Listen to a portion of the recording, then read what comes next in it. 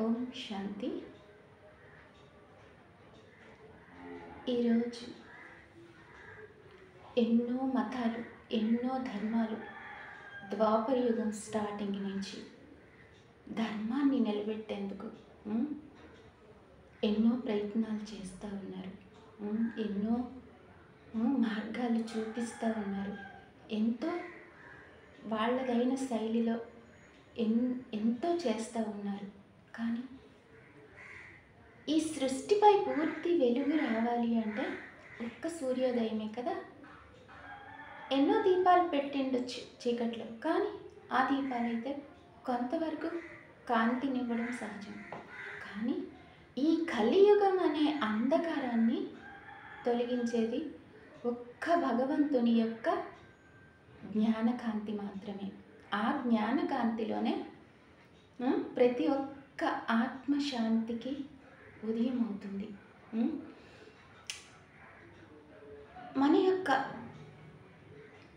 ఈ పంచపూరితమైన పంచవికారి ఈ కలియుగం నుంచి మన యొక్క అనాది స్థితిని తీసుకువచ్చేది, ఆది పురుషునిగా గొప్ప యువరాజు స్థితిని తెచ్చేది ఈ సంగమ యుగంలో ఆ పరమాత్మ ప్రసాదించిన జ్ఞానం ఒక్కటే.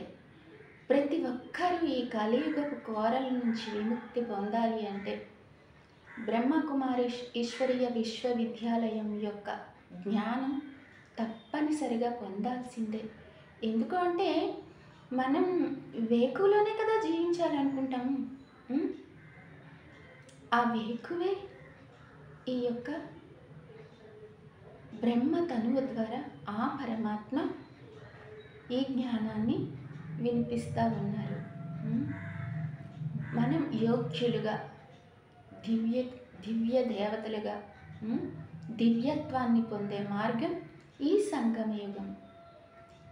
కలియుగం అనే కోరల నుంచి మనల్ని రక్షించి సంగమయుగ సద్బ్రాహ్మణులుగా తీర్చిదిద్దే ఒక గొప్ప అవకాశం 5000 సంవత్సరాలకి ఒకసారి వస్తూ ఉంటుంది.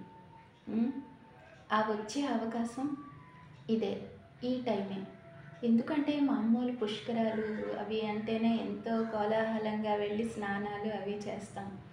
5000 సంవత్సరాలకి వచ్చే ఈ సంగమయుగ పుష్కరిణి, జ్ఞాన పుష్కరిణిలో ప్రతి ఒక్కరూ తమ ఆత్మకు పట్టిన మురికిని తొలగించుకొని జ్ఞాన గంగలై